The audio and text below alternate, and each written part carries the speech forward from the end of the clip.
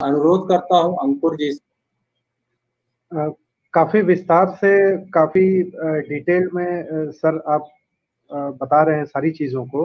तो एक मेरा प्रश्न आपके लोकसभा क्षेत्र से जुड़ा हुआ था कि लोकसभा क्षेत्र जो आपका बालासोर है वो एक पिछड़े क्षेत्र के नाम से जाना जाता है, जहाँ पे ज्यादातर साइक्लोन जैसी प्राकृतिक आपदा आती रहती है, लोग उस समस्या से जूझते रहते हैं। तो आप अपने लोकसभा क्षेत्र के विकास के लिए क्या कार्य प्रारंभ किए हैं और इससे बालासोर पे क्या सकारात्मक प्रभाव पड़ेगा?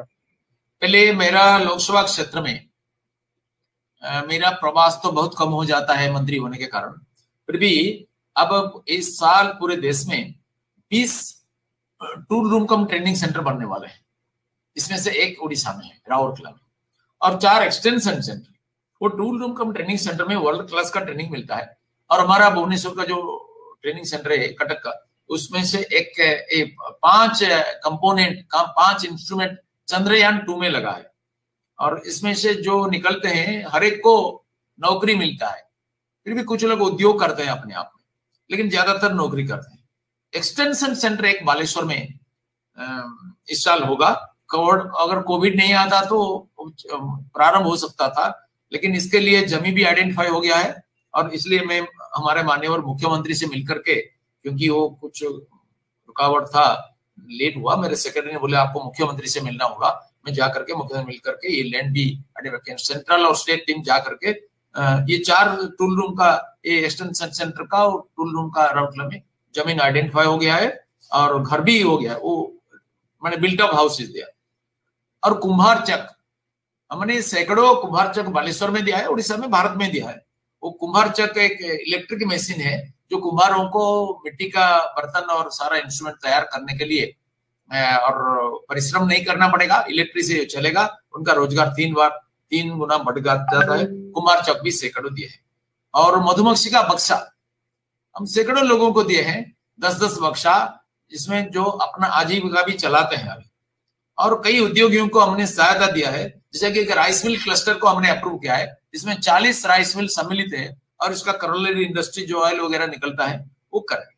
एक एक्वा पार्क की व्यवस्था करने के लिए जमीन आइडेंटिफाई हो गया है। उनको हमने 200 एकड़ जमीन चाहिए था, लेकिन 39 एकड़ अभी जिलापाल ने तय किया है। और फिर हमें राज्य सरकार से बात करके इसे ज्यादा जमीन आइडेंटिफाई करेंगे। एक पायलट प्रोजेक्ट अप्रूव हुआ है 10 करोड़ का, जो हमारे समुद्र में बालेश्वर में होगा केंद्र सरकार से।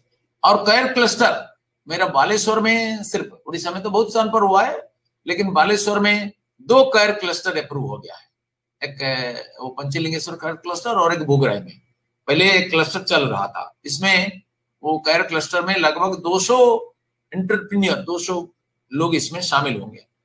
और एक हनी क्लस्टर, 1000 लोगों को लेकर के हनी क्लस्टर, एक 600 और एक 1000, वो 1000 वाली वो मयूरभंज बालेश्वर मिल करके, और सिर्फ बालेश्वर में 600 औपचारिक सेक्टर। और हमारा रेल और विमान की सेक्टर में वो इंफ्रास्ट्रक्चर डेवलपमेंट और अपग्रेडेशन के लिए हम कोशिश कर रहे हैं। हमारा एक बहुत पुराना एयरपोर्ट है, वो भी बंद है ब्रिटिश सरकार की जमाने से। इसको चालू करने के लिए हमने कई कार्यक्रम किया है, मंत्री जी से बात किया है। इसके लिए जो बाधा है, कोई प्राइवेट बिल्डर इसको बिड नहीं करते हैं, इसके लिए भी कोशिश करते हैं उनको कैसे अट्रैक्ट किया जाए। सरकार की तरफ से कोई बाधा नहीं है। और रेल में जैसा लिफ्ट लगाना, ये होगा ना, ये काम भी हुआ है। और एक फिशिंग हार्बर के लिए 10 करोड़ केंद्र सरकार की तरफ से दिया गया है। वो एक 50 करोड़ की प्रोजेक्ट है, इसमें 50-50 केंद्र और राज्य की, और राज्य सरकार का फंड नहीं आया है, वो आने से ये हो जाएगा। और फिशरी के लिए एक बैकअप व्यवस्था हुआ है, एक संस्था को सर्वे करने के लिए दिया गया है। ये सारे जितने मैंने योजना बनाया है, बताया है, ये सारी सेक्टर में कितने लोग तालाब खोलेंगे, कितने लोग हैचरी करेंगे, और वो कौन स्पीड प्लांट बनाएगा, मुक्ता चाष कौन करेगा, शैवाल का चाष कौन करेगा, इस सारे विषय में एक संस्था को north Odisha chamber of business and industries को दिया गया है।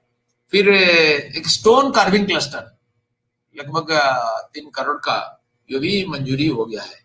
और 2-3 ग्रुप में केबीआईसी की तरफ में प्रशिक्षण हुआ है।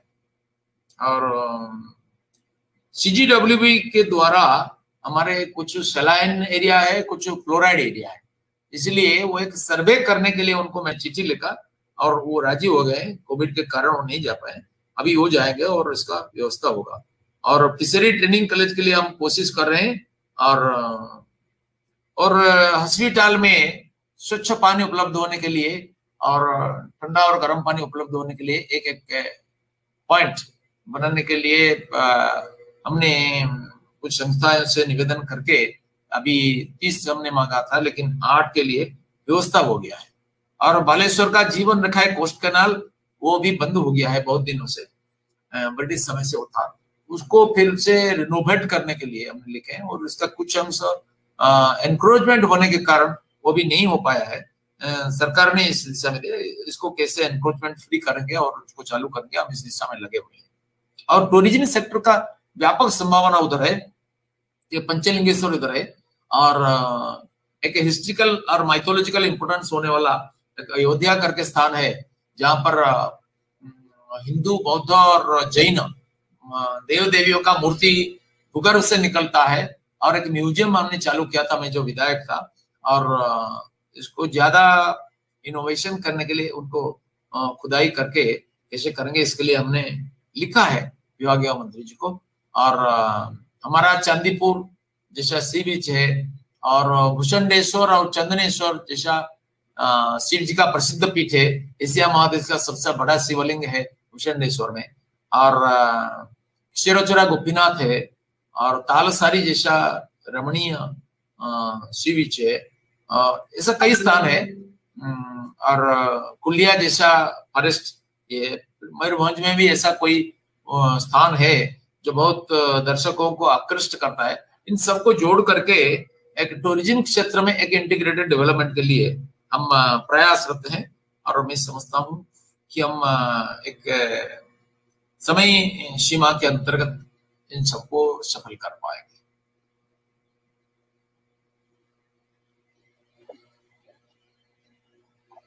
कई सारी महत्वपूर्ण जानकारियां दी मंत्री जी आपने।